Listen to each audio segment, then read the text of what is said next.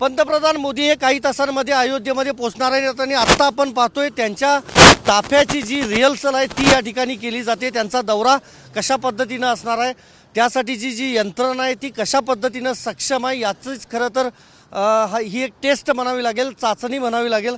जवळपास 40 पेक्षा जास्त गाड्या पंतप्रधान मोदींच्या या ताफ्यामध्ये असणार आहेत। सध्या या गाड्यांमध्ये कुणीही अधिकारी नाहीत, फक्त आपल्याला जे चालक आहेत तेच दिसत आहेत।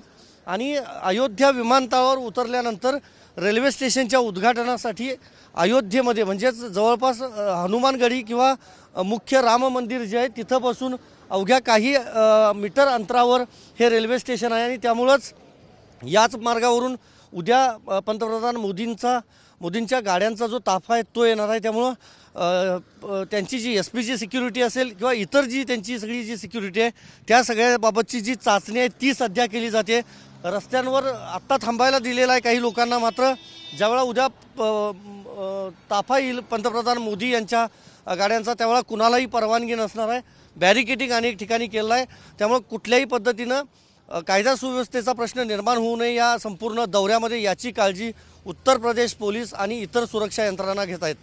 व्हिडिओ जर्नलिस्ट राकेश कुमारसह मी संदीप राजगोळकर, TV9 मराठी, अयोध्या।